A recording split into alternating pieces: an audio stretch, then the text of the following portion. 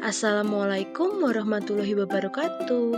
Kali ini kita akan membahas tentang budaya positif pada ruang kolaborasi modul 1.4 studi kasus.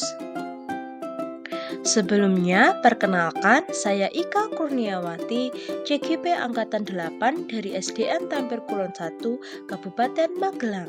Dalam ruang kolaborasi modul 1.4 ini, kita disediakan 4 kasus. Kasus yang pertama, guru matematika dan wali kelas 8 Ibu Santi sakit, sehingga tidak dapat masuk dan mengajar. Akhirnya dicarikan guru pengganti, Ibu Eni. Ibu Eni baru 2 tahun menjadi guru SMP. Beberapa murid perempuan, Vivi dan Natali, mengetahui hal ini dan mulai menggunakan kesempatan dan bersikap seenaknya, tertawa dan tidak mengindahkan kehadiran Ibu Eni. Ibu Eni mencoba menyapa Vivi dan Natali dengan ramah sambil mengingatkan mereka untuk tetap fokus pada pengerjaan tugas. Ayolah, tugasnya dikerjakan. Nanti ibu ditegur Bapak Kepala Sekolah kalau kalian tidak kerjakan tugas. Tolong bantu ibu ya. Namun Vivi dan Natali malah jadi tertawa. Ah ibu, santai saja bu. Mereka tetap tidak mengerjakan tugas dan malah mengobrol. Keesokan harinya, Ibu Santi memanggil Vivi dan Natali serta menanyakan tentang laporan Ibu Eni. Ibu Santi menanyakan apakah mereka bersedia melakukan memperbaiki permasalahan yang ada. Vivi dan Natali sempat ragu-ragu dan membela diri, namun pada akhirnya mengatakan akan meminta maaf. Ibu Santi menanggapi bahwa tindakan itu boleh saja dilakukan jika mereka benar-benar sungguh-sungguh ingin meminta maaf. Namun Ibu Santi menanyakan kembali, apa yang mereka bisa lakukan untuk menggantikan rasa tidak dihormati Ibu Santi? Baik Vivi maupun Natali mengakui bahwa perilaku mereka tidak sesuai dengan keyakinan kelas. Ibu Santi melanjutkan kembali apa yang akan mereka lakukan untuk memperbaiki masalah. Apakah ada gagasan? Setelah berpikir sejenak, Natali dan Vivi mengusulkan bagaimana kalau mereka mengadakan sebuah diskusi kelompok dengan teman-teman sekelasnya. Tema yang mereka pilih adalah penerapan keyakinan kelas, terutama tentang sikap saling menghormati dan bagaimana penerapannya di kehidupan sehari-hari di sekolah. Usulan kedua adalah mengirim email kepada Ibu Eni tentang gagasan mereka tersebut. Mereka pun memberitahu Ibu Eni bahwa mereka telah memberitahu kepala sekolah Pak Hasan bila lain waktu ada ketiadaan guru, maka mereka akan mengusulkan Ibu Eni sebagai guru pengganti. Dalam kasus di atas, langkah-langkah restitusi apa saja yang akan dijalankan oleh Ibu Santi? Menstabilkan identitas. Bu Santi memanggil Vivi dan Natali. Ibu mendengar kalian ada masalah dengan Ibu Eni. Apakah itu benar? Ada yang bisa Ibu bantu? Lalu Bu Santi bertanya, apakah kalian bersedia melakukan memperbaiki permasalahan yang ada? Yang kedua, Ibu Santi menanyakan apakah mereka bersedia melakukan memperbaiki permasalahan yang ada. Lalu Vivi dan Natali pun menjawab, pertama-tama mereka ragu-ragu dan membela diri, namun pada akhirnya mengatakan akan meminta maaf. Ibu Santi pun menanggapi bahwa tindakan itu boleh saja dilakukan bila mereka benar-benar meminta maaf. Validasi tindakan yang salah. Apakah yang bisa kalian lakukan untuk mengganti rasa tidak dihormati Ibu Eni? Vivi dan Natali pun menjawab akan meminta maaf. Menanyakan keyakinan. Apakah tindakan kalian sesuai dengan keyakinan kelas? Apa yang akan kalian lakukan untuk memperbaiki masalah? Apa ada gagasan?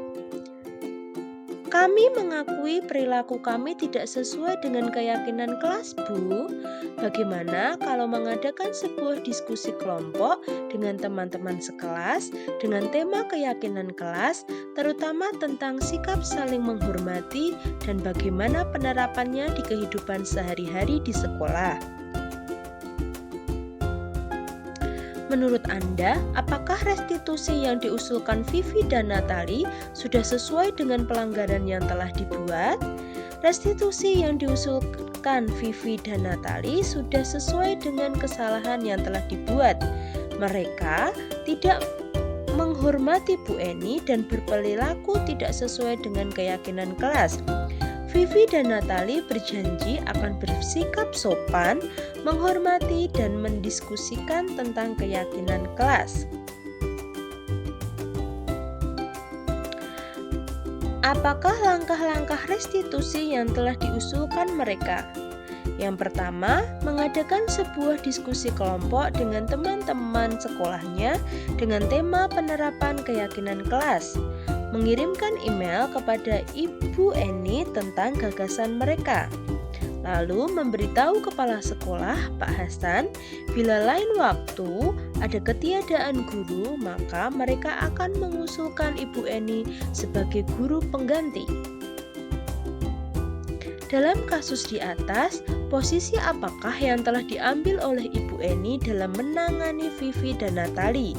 Jelaskan jawaban Anda. Posisi pembuat merasa bersalah dengan berkata, "Ayolah, tugasnya dikerjakan. Nanti ibu ditegur Bapak Kepala Sekolah kalau kalian tidak mengerjakan tugas." Yang kedua, sebagai posisi teman dengan berkata, "Tolong bantu ibu ya." Jadi, berhasil atau tidaknya Bu Eni telah melakukan restitusi sebagai posisi pembuat merasa bersalah dan juga posisi teman. Teman dalam hal ini adalah bukan sebagai guru yang mengatur, mengajari, tetapi dengan nada yang penuh halus seperti teman dengan mengatakan, "Tolong bantu ibu ya." Jika Anda adalah Hasan, bagaimana Anda menyikapi langkah yang ditempuh Ibu Santi? Mendukung dan mengapresiasi sikap Ibu Santi yang sudah tepat, yaitu menerapkan segitiga restitusi dan berperan sebagai manajer. Akan tetapi, kami menyarankan agar Ibu Santi selain meminta Vivi dan Natali untuk meminta maaf kepada Bu Eni, tetapi juga meminta mereka untuk memperhatikan saat pembelajaran. Kasus yang kedua, Sabrina hari ini bangun terlambat dan buru-buru sampai di sekolah. Dia pun akhirnya sampai di gerbang sekolah, tapi baru menyadari kalau tidak menggunakan sepatu hitam seperti yang tertera di peraturan sekolah. Di depan pintu kelas, Bapak Lukman memperhatikan sepatu Sabrina yang berwarna coklat. Sabrina berusaha menjelaskan bahwa dia terburu-buru dan salah mengenakan sepatu. Pak Lukman menanyakan Sabrina, apa peraturan sekolah tentang seragam warna sepatu? Sabrina menjawab sudah mengetahui sepatu harus berwarna hitam, namun terburu-buru dan salah mengenakan sepatu. Selain tidak mungkin kembali pulang karena rumahnya jauh sekali, Pak Lukman tetap bersikeras pada peraturan yang berlaku dan mengatakan, "Ya sudah, kamu sudah melanggar peraturan sekolah. Kamu salah. Sudah terlambat, salah pula warna sepatunya. Segera buka sepatumu kalau tidak bisa mengenakan warna sepatu sesuai peraturan." Sabrina meminta maaf dan memohon kembali kepada Pak Lukman agar tetap dapat mengenakan sepatunya dan berjanji tidak akan mengulang kesalahannya. Namun, Pak Lukman tidak mau tahu. "Tidak, kamu telah melanggar peraturan sekolah. Kalau tidak sanggup ambil sepatu di rumah atau diantarkan sepatu ke sekolah, ya sudah, kamu tidak bersepatu saja seharian di sekolah. Sekarang copot sepatumu dan silahkan belajar tanpa sepatu seharian." Sabrina pun dengan berat hati mencopot sepatunya dan memberikannya kepada Pak Lukman. Seharian dia tidak berani berkeliling sekolah karena malu dan lebih banyak berdiam diri di kelas tanpa alas sepatu. Dalam kasus di atas, sikap posisi apakah yang diambil oleh Pak Lukman? Jelaskan apakah indikatornya. Posisi penghukum, menggunakan hukuman verbal dengan suara tinggi dan menghardik. Menyita sepatu, tidak mau mendengarkan alasan. Seperti kata-katanya, ya sudah, kamu sudah melanggar peraturan sekolah. Kamu salah, sudah terlambat, salah pula warna sepatunya. Segera buka sepatumu kalau tidak bisa mengenakan warna sepatu yang sesuai. Dalam kasus di atas, sikap posisi apakah yang diambil oleh Pak Lukman? Jelaskan apakah indikatornya. Selain sebagai posisi penghukum, Pak Lukman juga sebagai posisi pemantau. Indikatornya bertindak sesuai peraturan, nada suara datar, tidak menunjukkan emosi yang berlebihan. Seperti, tidak, kamu telah melanggar peraturan sekolah. Kalau tidak sanggup ambil sepatu di rumah atau diantarkan sepatu ke sekolah, ya sudah, kamu tidak bersepatu saja seharian di sekolah. Sekarang copot sepatumu dan silahkan belajar tanpa sepatu seharian. Bila Bapak Lukman mengambil posisi seorang manajer, apa yang akan dikatakannya? Pertanyaan-pertanyaan seperti apa yang akan diajukan ke Sabrina? Jelaskan. Menstabilkan identitas. Sabrina, mengapa datang terlambat? Mengapa tidak menggunakan sepatu sesuai aturan sekolah? Validasi tindakan yang salah. Sabrina, kamu tentu punya alasan mengapa tidak menggunakan sepatu hitam. Sabrina, nampaknya kamu terburu-buru supaya tidak terlambat ke sekolah ya. Menanyakan keyakinan. Sabrina, kamu tahu keyakinan sekolah yang sudah disepakati? Menurut kamu, keyakinan apakah yang sudah kamu langgar? Apakah kamu bersedia untuk memperbaiki kesalahan ini? Apakah yang akan kamu lakukan agar tidak terlambat lagi?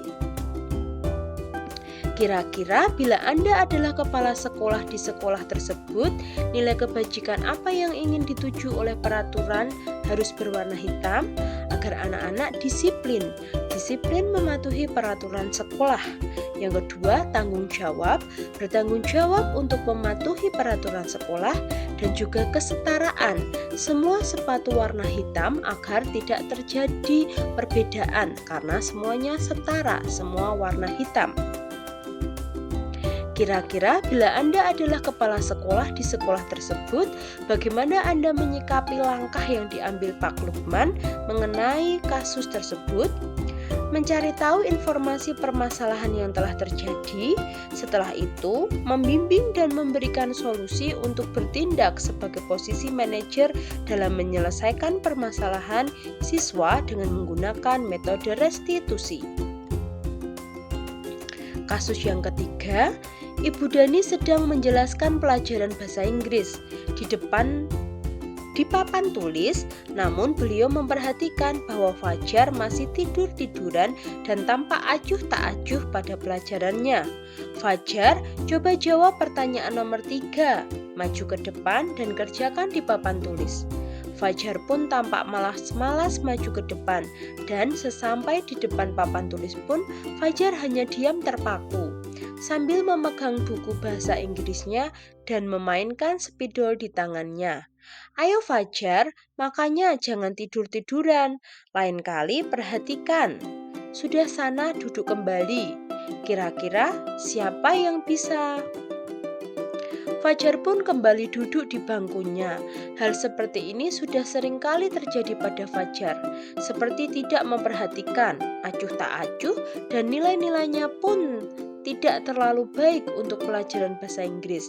Pada saat ditegur oleh Bu Dani, Fajar hanya menjawab, "Tidak tahu, Bu." Ibu Dani pun menjawab lirih, "Gimana kamu Fajar?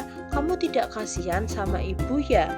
Ibu sudah capek-capek mengajarkan kamu. Tidak kasihan sama ibu." Dan Fajar pun diam membisu. Posisi kontrol apa yang diambil oleh Ibu Dani dalam pendekatannya kepada Fajar? Membuat rasa bersalah. Gimana kamu Fajar? Kamu tidak kasihan sama ibu ya? Ibu sudah capek-capek mengajarkan kamu. Tidak kasihan sama ibu. Membaca sikap Fajar, kira-kira kebutuhan apa yang diperlukan oleh Fajar? Yang pertama, kebutuhan untuk merasa diterima, dan yang kedua adalah kebebasan.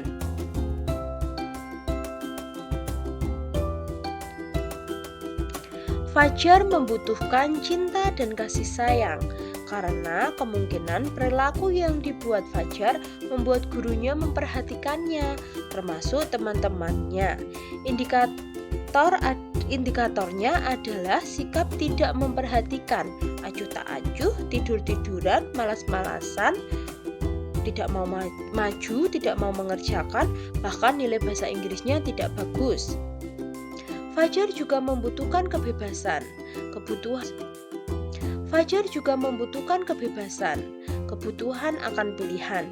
Dalam kasus ini, kemungkinan Fajar merasa bosan dengan proses pembelajaran yang disampaikan oleh gurunya yang hanya monoton penyampaian materinya.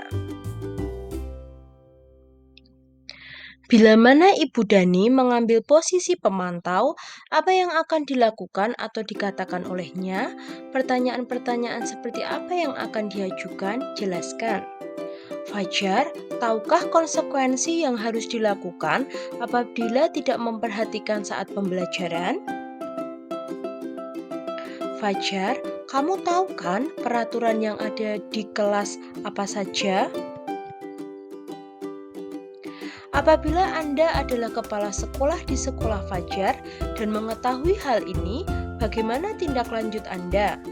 Melakukan pendekatan personal dengan memanggil Ibu Dani dan Fajar di waktu yang tidak bersamaan untuk mencari informasi permasalahan yang telah terjadi.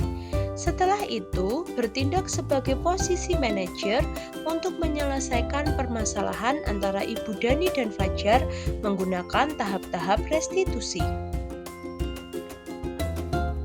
Kasus yang keempat, Anto dan Dino sedang bermain bersama di lapangan basket dan tiba-tiba terlibat dalam sebuah pertengkaran adu mulut.